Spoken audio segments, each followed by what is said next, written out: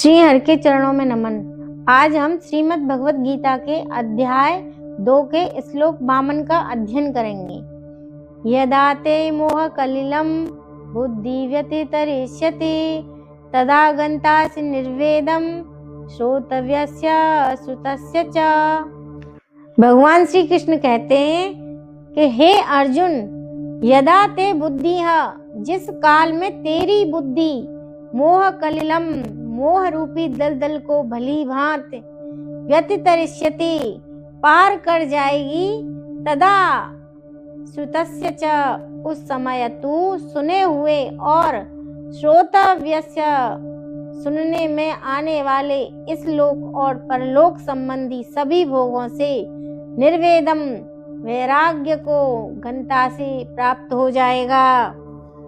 भगवान कहते हैं, हे अर्जुन, जब तुम्हारी बुद्धि मोह रूपी सघन वन को पार कर जाएगी तो तुम सुने हुए तथा सुनने योग्य सबके प्रति अन्य मनस्क हो जाओगे, यानी एकाग्रचित नहीं हो पाओगे।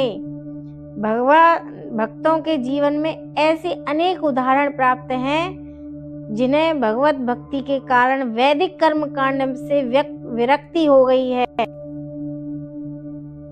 यानी वेदों द्वारा बताए गए यज्ञ, अनुष्ठान, होम और फल मूलक पूजा पाठ के प्रति अनासक्ति या मोह भंग हो जाते हैं। यह एक ऐसी आध्यात्मिक अवस्था है जहां व्यक्ति बाह्य क्रियाकलापों के बजाय आंतरिक ज्ञान, ध्यान और आत्म साक्षात्कार को अधिक महत्व देने लगता है।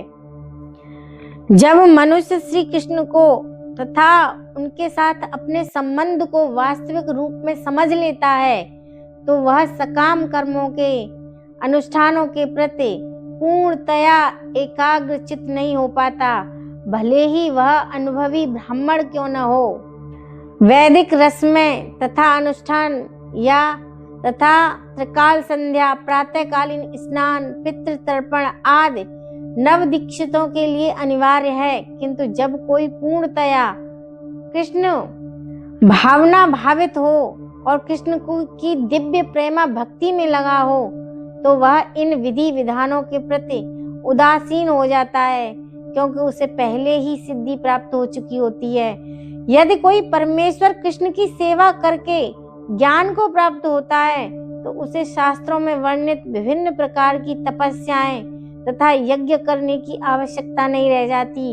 इसी प्रकार जो यह नहीं समझता कि वेदों का उद्देश्य कृष्ण तक पहुंचना है और अपने आप को अनुष्ठान आदि में व्यस्त रखता है, वह केवल अपना समय नष्ट करता है। कृष्ण भावना भावित व्यक्ति शब्द ब्रह्मा की सीमा या वेदों तथा उपनिषदों की परिधि को भी लांघ जाते हैं। भगवान अर्जुन को और क्या ज्ञान दे रहे हैं गीता के माध्यम से, जानेंगे अगले श्लोक में। तब तक के लिए हरे कृष्ण।